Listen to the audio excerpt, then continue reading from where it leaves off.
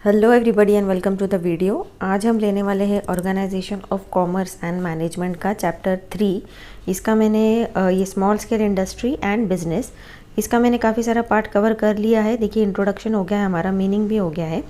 आज हम डेफिनेशन से लेंगे। ओके, तो अगर आपको शुरू का पार्ट देखना है तो प्लीज़ डिस्क्रिप्शन बॉक्स में नीचे लिंक दिया होगा, सभी सब्जेक्ट्स के दिए होंगे, जहाँ पर आप कंटिन्यूस वीडियोज़ देख सकते हैं।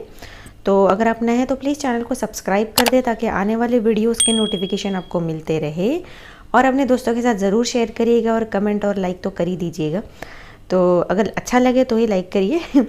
तो चलिए फटाफट स्टार्ट करते हैं, वक्त बर्बाद नहीं करेंगे। आज हम देखेंगे डेफिनेशन। ओके, तो any industrial unit is regarded as small scale industry if the following condition is satisfy. अब देखिए पिछली बार भी हमने डिस्कस किया था कि एक्चुअली गवर्नमेंट की तरफ से ना कुछ rules and regulations laid down किए जाते हैं।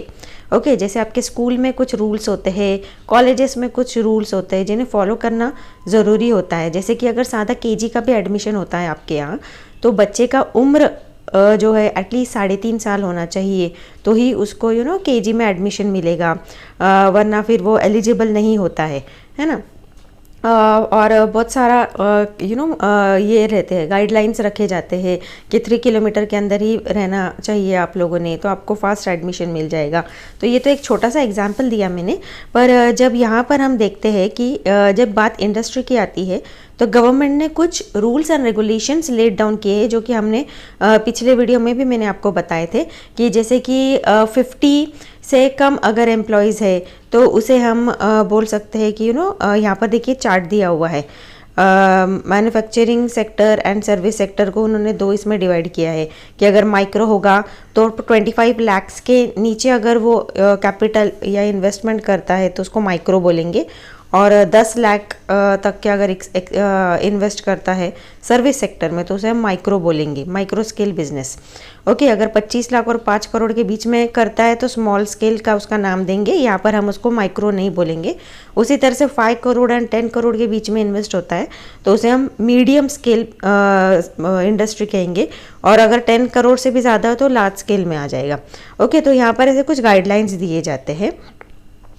तो इन आगे देखते क्या दिया। Investment is fixed assets like plant and equipments either held on ownership terms और ऑन लीज और hire purchase should not be more than 1 crore.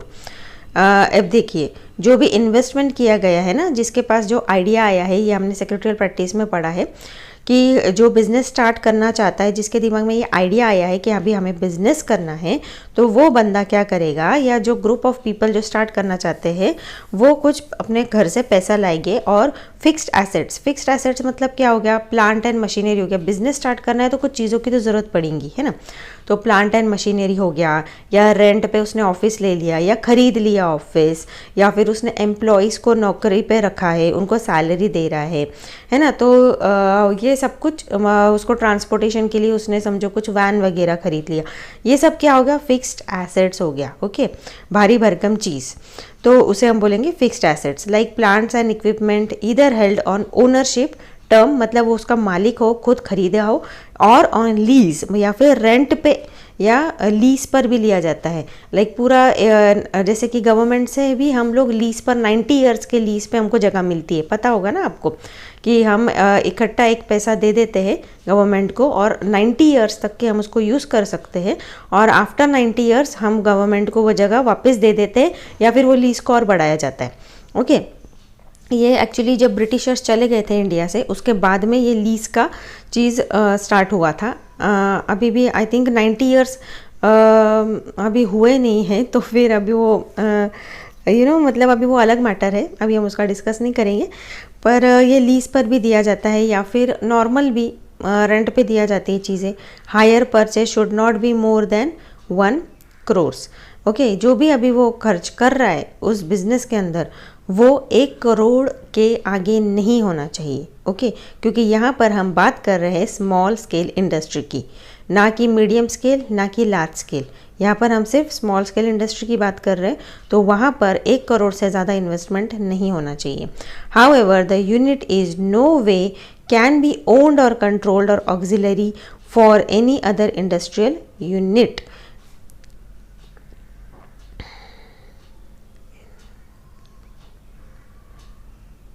हाँ वही, मतलब उसको हम स्मॉल स्केल इंडस्ट्री ही बोलेंगे। दूसरा हम उसको टर्म या लार्ज स्केल या मीडियम स्केल टर्म नहीं देंगे।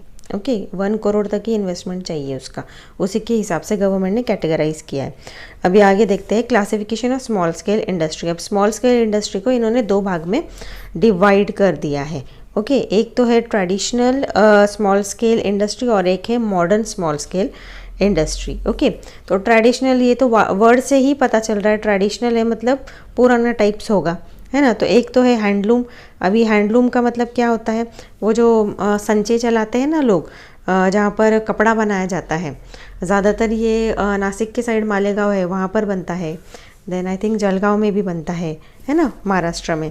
तो हैंडलूम हो गया, देन हैंडीक्राफ्ट हो गया, हाथ से बनी हुई कोई चीज़ें, देन कॉयर हो गया, देन सेरीकल्चर हो गया, khadi and village industry. Khadi में या फिर स्पेशली विलेज के साइड अगर कोई इंडस्ट्री खड़ी की गई है, वो सब कहाँ पर आएंगे, ये ट्रेडिशनल या फिर स्मॉल स्केल इंडस्ट्री के अंदर आते हैं।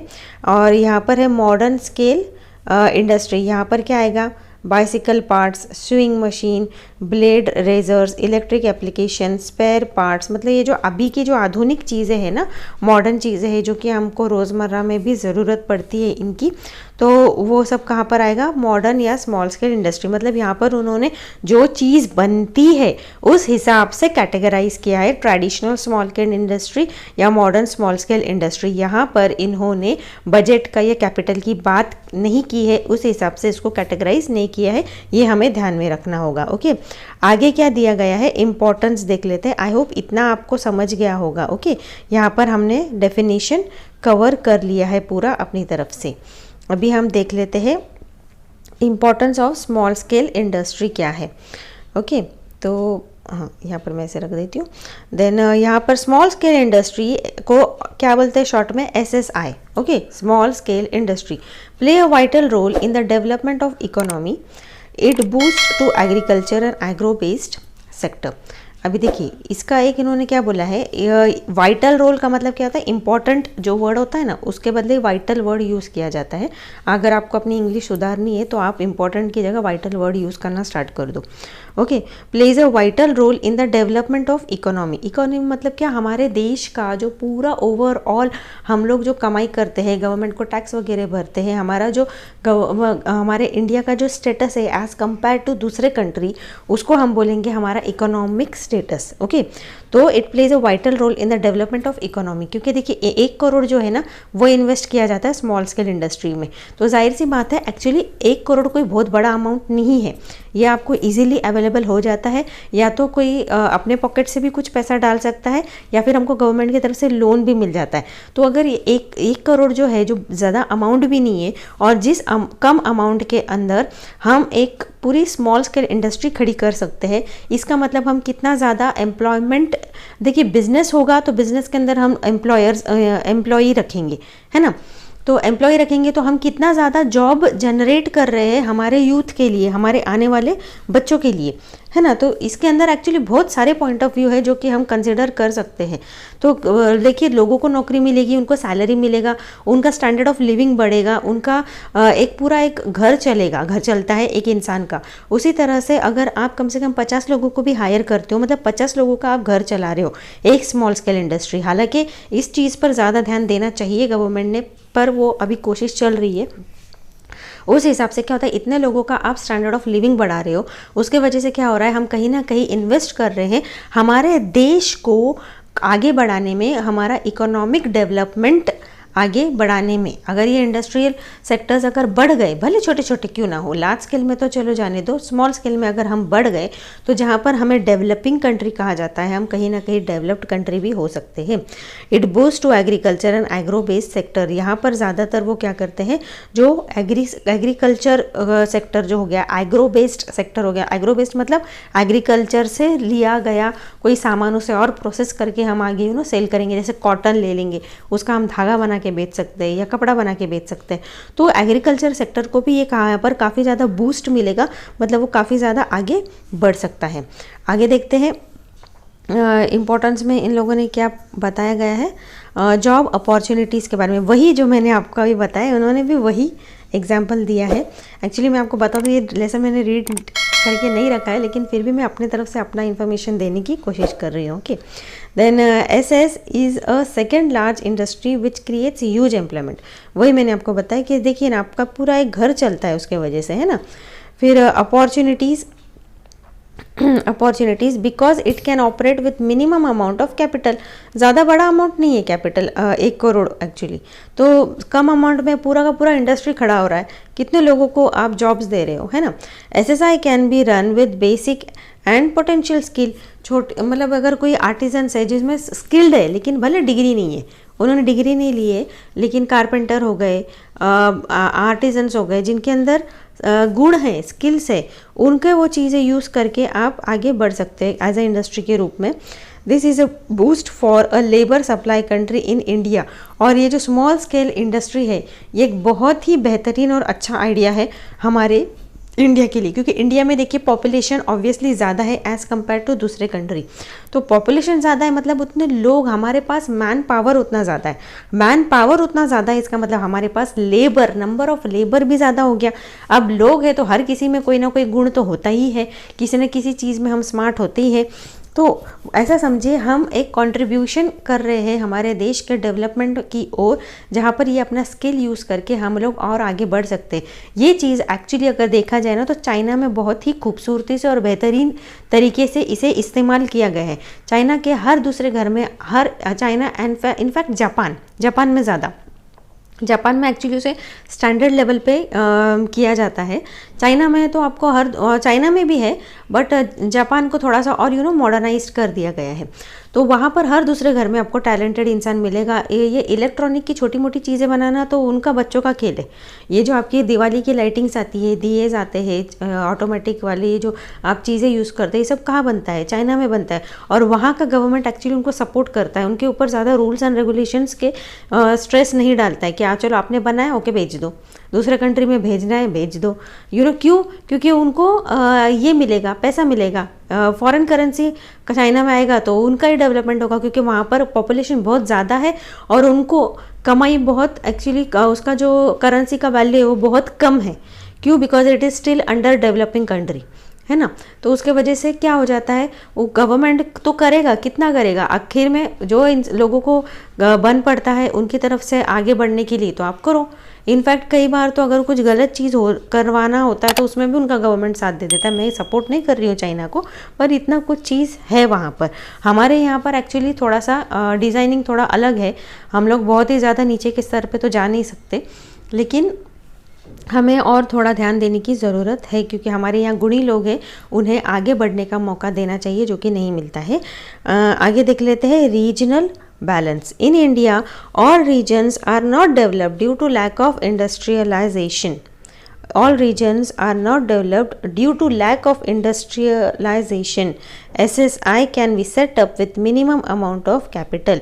वही मैंने आपको कहा कि हमारा थोड़ा सा गवर्नमेंट को थोड़ा सा देखने की ज़रूरत है और थोड़ा स्टडी करने की ज़रूरत है कि थोड़ा सा अगर और हेल्प किया जाए इंडस्ट्रियलाइजेशन, स्मॉल स्केल इंडस्ट्रीज़ को थोड़ा और जो कि गांव टाइप एरियाज़ है वहाँ पर ले जाकर अगर बढ़ाया जाए तो काफ़ी कुछ हमारा देश और बहुत स्पीड से आगे बढ़ सकता है। Small industries manufacturers products using simple technologies, local available resources, material and labor.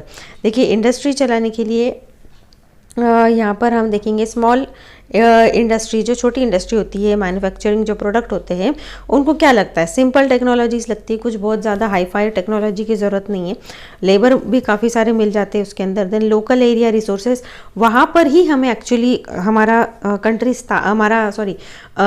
Industry स्थापित करना चाहिए, जहाँ पर हमें रॉ मटेरियल या चीज़ बनाने के लिए हमें जो ज़रूरत की चीज़ें हैं लोकल रिसोर्सेज की, तो हम दूर सिचुएटेड ना हो, हम जितना हो सके वो रॉ मटेरियल जहाँ पर हमको मिलेगा ज़्यादा से ज़्यादा हम हमारी इंडस्ट्री उसी गांव में या उसके ही आसपास लगाए, ताकि ट्रांसपोर्टेशन का भी खर्चा देखिए उसमें कम हो जाएगा। रॉ मटेरियल लाना ले जाना उसमें कितना ज़्यादा खर्च होता है ना, पेट्रोल डीजल का भी खर्च होता है, उसके लिए आपको एक ड्राइवर लगेगा, उसको सैलरी देना है, उसका खर्च होगा। वही अगर आप बड़े पैमानों पर कर दे तो ये खर्चा भी बहुत ज़्यादा बढ़ जाता है। तो बेटर है कि आपको जहाँ पर रिसोर्सेस मिलते हैं, जहाँ पर ये चीज़ उगती है या बनती है, आप अपना इंडस्ट्री वही उठाकर लेकर जाओ, वहीं पर बना लो जहाँ पर आपको मटेरियल भी मिलेगा और जहाँ पर वो चीज़ बनती है तो उनसे रिलेटेड आपको लेबर भी मिल जाएंगे, है ना, जो उस चीज़ के बारे में और डिटेल्ड जानते हैं, आपको और ज़्यादा उस चीज़ का इंफॉर्मेशन मिल सकता है। Thus, they contribute significantly to the balanced development of the country.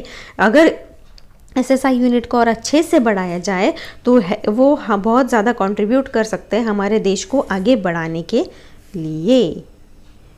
आगे देख लेते हैं थर्ड पॉइंट। आई होप आपको समझ रहा है तो प्लीज़ नीचे कमेंट कर दो कैसा लग रहा है वीडियो, और शेयर करना ना भूलिएगा। ओके, तो आगे देख लेते हैं third point, increase competitive strength. Increase competitive strength. Small scale industries enjoy the advantage of low cost of product. देखिए पहले तो क्या है, क्यों पर एंजॉय करते हैं ये, अगर मैं आपको पूछूं तो small scale industry enjoy the advantage of low cost product. These industries usually locally available resources with less expensive. अभी देखिए जैसे हमने ऊपर के पॉइंट में डिस्कस किया कि हमें हमारा इंडस्ट्री वहीं पर सिचुएट करना चाहिए जहाँ पर हमें रॉ मटेरियल, लेबर वर्क, ये सब कुछ मिलेगा। तो उसके वजह से क्या होगा, ट्रांसपोर्टेशन का खर्चा भी मैंने आपको बताया कम हो जाएगा। ये सारे जो मैंने पॉइंट्स आपको बताए उसके वजह से कहीं ना कहीं हाँ कहाँ असर पड़ता है, हमारे जो प्रोडक्ट अल्टीमेट फिनिश्ड प्रोडक्ट जो हम बना रहे हैं उसका प्राइस बहुत ज़्यादा रिड्यूस हो जाता है, क्योंकि जैसे जैसे खर्चे बढ़ते हैं ना वैसे वैसे अल्टीमेट जो प्रोडक्ट होता है ना उसका प्राइस बढ़ता जाता है। प्राइस बढ़ेगा तो अल्टीमेटली उसको भरना किसे, कस्टमर जो होगा, जो आखिरी एंड यूजर जिसे हम कहते हैं, जो कस्टमर होगा उसकी जेब से ही पैसा जाएगा। तो अगर उसको सस्ते में प्रोडक्ट दिलाना है तो हमें भी कुछ वर्क करना पड़ेगा, क्योंकि ये सब चीज़ें अगर हम ध्यान में रखेंगे तो उसके वजह से क्या होगा, प्रोडक्ट का कॉस्ट कम हो जाएगा, जिसकी वजह से उसका सेल भी बढ़ सकता है और इंडस्ट्री जो है वो बहुत अच्छी तरह से भी आगे बढ़ सकती है। तो small scale industry enjoy the advantage of low cost product, मतलब ये एक प्लस पॉइंट हो गया कि स्मॉल स्केल इंडस्ट्री जो है वो ये सभी पॉइंट्स को अगर ध्यान में रख के अपना प्रोडक्ट बनाती है तो उसके वजह से क्या होगा कि उसे एक एडवांटेज हो जाता है कि वो एक कम प्राइस का प्रोडक्ट बना रहा है, जिसकी वजह से उसका सेल्स काफ़ी अच्छी तरह से बढ़ सकता है। These industries use locally available resources which are less expensive. Establishment and running cost of small industry are comparatively less. वही मैंने आपको जो समझा है वही बोला है इन्होंने। Low cost of production, low overheads, ultimate result in low price of goods, increase turnover, increases competitive strength. अभी जाहिर सी बात है सेल बढ़ेगा तो हमारा इंक्रीज कॉम्पिटिटिव स्ट्रेंथ भी बढ़ेगा। क्या जो हमारे ही जैसे प्रोडक्ट्स जो मार्केट में है हम उसको एक बहुत ही अच्छा कंपटीशन दे सकते हैं हमारे दूसरे। जैसे अगर मैं सोप बना रही हूँ तो मेरे ही सोप अगर मैं लो प्राइस में अगर मैं बना के अच्छा सा प्रोडक्ट सेल करूँगी तो मेरे ही साथ में जो कंपटीटर्स है उसको एक अच्छा कंपटीशन में दे सकती हूँ, इजंट इट। अब इसके वजह से क्या हो जाएगा, लो कॉस्ट ऑफ प्रोडक्शन हो जाएगा, जो पूरा अल्टीमेट प्रोडक्शन का खर्चा जो है वो कम हो जाएगा। जो मैंने आपको पहले पॉइंट्स जो बताए, ट्रांसपोर्ट वगैरह का जो पैसा हमारा बचता है उसके वजह से क्या होगा, लो कॉस्ट ऑफ प्रोडक्शन, मतलब जो पूरा बनाने के लिए जो खर्च लगता है ना उसको बोलते हैं कॉस्ट ऑफ प्रोडक्शन, तो वो कम हो जाएगा। लो ओवरहेड्स मतलब जो छोटी मोटी खर्चे हैं, जैसे हम बोलेंगे लेबर कॉस्ट हो गया, ट्रांसपोर्टेशन कॉस्ट हो गया, यहाँ से वहाँ कैरी करने का कॉस्ट हो गया, ये सब कुछ छोटी छोटी चीज़ें होती है जो ध्यान में नहीं आती है पर ध्यान में रखनी चाहिए। उसका जो प्राइस है वो कम हो जाएगा। तो ultimately result in low price of goods, वो जाहिर सी बात है प्राइस कम हो जाएगा गुड्स का, है ना।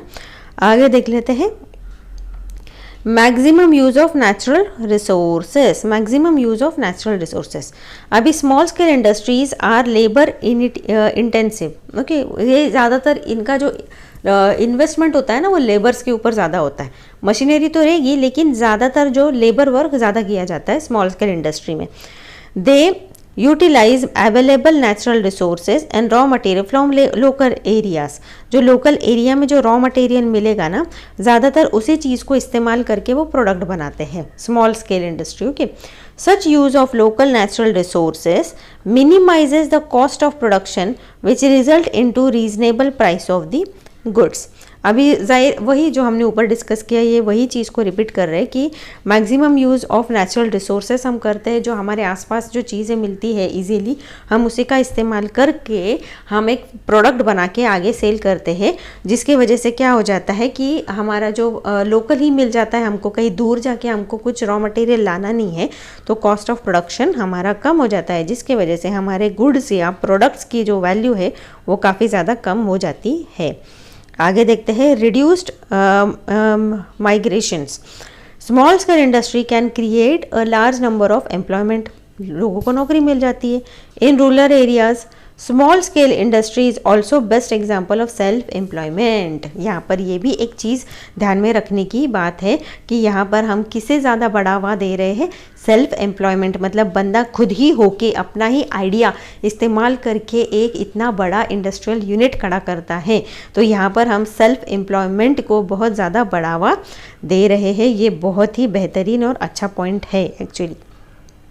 Therefore, migration of people from rural areas to urban areas can be reduced in minimized और मिनिमाइज्ड। देखिए, अगर गांव के साइड में जाके मैं इंडस्ट्री खड़ी करती हूँ तो गांव के लोग इस सिटी में क्यों आते हैं, आप बताओ मुझे।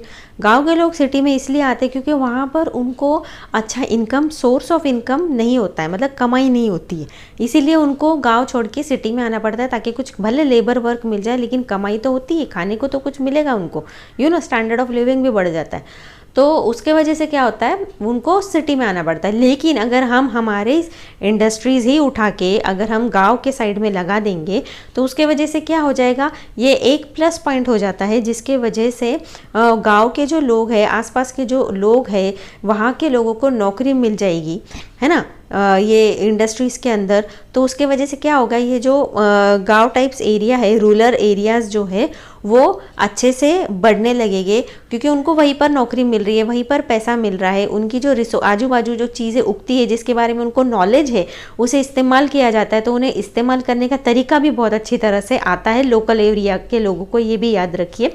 और उसके वजह से क्या होता है कि वो लोग सिटी की तरफ, अर्बन एरियाज़ की तरफ माइग्रेट नहीं होते हैं, नहीं आते हैं। ओके, तो उससे क्या हो रहा है कि हमारा जो अर्बन एरिया का साइड है, सिटी एरिया का जो साइड है, वो बहुत ज़्यादा पॉपुलेटेड या ओवर क्राउड होने से बच जाता है। अब जैसे कि बहुत अच्छा एग्जाम्पल है अगर मैं आपको दूँ तो अभी देखिए कोविड का सिचुएशन है, तो यहाँ पर जैसे ही लॉकडाउन डिक्लेयर होने वाला होता है या लोगों को थोड़ी हिंट लगती है, तो आप देखोगे कितनी भारी मात्रा में लोग ट्रेन एंड बसेस की तरफ दौड़ते हैं ताकि वो अपने गाँव में ज़्यादा जाए, ज़्यादा से ज़्यादा जल्दी से जल्दी पहुंच जाए, ताकि उन्हें कोई मुसीबत का सामना ना करना पड़े लॉकडाउन के टाइम, क्योंकि उनके काफ़ी ज़्यादा हाल हो जाता है। तो ये आपको एक बहुत अच्छा एग्जाम्पल है, या फिर आपको एक पिक्चर सामने आता है कि कितने ज़्यादा भारी मात्रा में लोग गांव छोड़ के सिटी में आए हुए हैं, या फिर किसी और स्टेट को छोड़ के हमारे दूसरे स्टेट में आए हैं ताकि उन्हें जॉब्स मिले, नौकरी मिले, पैसा मिले, है ना। तो ऐसी चीज़ नहीं होनी चाहिए। जहाँ के जो लोग हैं उन्हें जितना हो सके वहीं पर एम्प्लॉयमेंट दो ताकि वो वही सेटल्ड रहे। और कई बार तो ऐसा होता है कि गांव के गांव खाली पड़े रहते और सारे के सारे लोग सिटी में रहते, तो ऐसा नहीं होना चाहिए, है ना। अभी आगे देखते हैं support to large scale industries. अभी maximum large scale industries depend upon small scale industry. Many small scale industries provide raw material, semi finished goods to large scale industries, for example spare parts। अभी देखिए, अभी ये जो small scale industry अगर हम खड़ी करते हैं तो कहीं ना कहीं ये लार्ज स्केल इंडस्ट्रीज़ के लिए भी काफ़ी ज़्यादा और अच्छा सपोर्ट हो जाता है, क्योंकि उन्हें भी बहुत सारी सेमी फिनिश्ड गुड्स या फिर जो चीज़ों की उन्हें ज़रूरत है आगे और चीज़ बनाने के लिए, प्रोडक्ट बनाने के लिए, या छोटी मोटी मशीनरी की भी ज़रूरत है, छोटी मोटी मशीनरी बनाने की भी स्मॉल स्केल इंडस्ट्री होती है। तो लार्ज स्केल इंडस्ट्रीज़ को एक बहुत ज़्यादा और अच्छा सपोर्ट मिल जाता है, क्योंकि जो चीज़ उन्हें चाहिए वो उन्हें स्मॉल स्केल इंडस्ट्री से और कम रेट में अवेलेबल हो जाती है। जैसे कि सेमी फिनिश्ड गुड्स हो गया, देखिए बहुत बड़ा कोई इंडस्ट्री है जो कि बहुत ज़्यादा कपड़ा बनाता है सपोज, तो स्मॉल स्केल इंडस्ट्री में क्या रोल होगा, वो कॉटन लेंगे, कॉटन से धागा बनाएंगे, है ना। और वही अगर कहीं लार्ज स्केल इंडस्ट्री है तो वो ये धागा स्मॉल स्केल इंडस्ट्री से ले लेकर ले सकती है, उठा सकती है पूरा माल, और वो लार्ज स्केल इंडस्ट्री में जाकर उस धागे का इस्तेमाल करके बड़े मात्रा में लार्ज पैमाने पे कपड़ा बना सकती है और उसे फॉरेन एक्सपोर्ट भी कर सकती है, हमारे देश में भी सेल कर सकती है ना। तो एक एग्जांपल इन्होंने दिया है स्पेयर पार्ट्स। स्पेयर पार्ट्स जो होते हैं, जैसे सपोज कार का इंडस्ट्री है, ओके, तो स्पेयर पार्ट्स क्या बनते होंगे, छोटे छोटे स्मॉल स्केल इंडस्ट्रीज़ में अलग अलग पार्ट्स बनाने का कॉन्ट्रैक्ट दे दिया जाता होगा। अभी ये सारे स्पेयर पार्ट्स उठा के लार्ज स्केल इंडस्ट्री बस उसे क्या करता है, जोड़ देता है, तो उसके वजह से वो एक बड़ी सी कार बन जाती है या फिर एक बाइक बन जाती है ना। यहाँ पर ये एक एग्जाम्पल उन्होंने शॉर्ट में दिया है, एक्सप्लेन मैंने कर दिया। आगे देख लेते हैं, डेवलपिंग न्यू एंटरप्रेन्योर्स। अभी small enterprises have the potential to attract the young aspirants to entrepreneurship। देखिए जैसे जैसे यंग बच्चे आते हैं ना, वैसे वैसे नया नया टैलेंट भी आता जा रहा है हमारे देश में।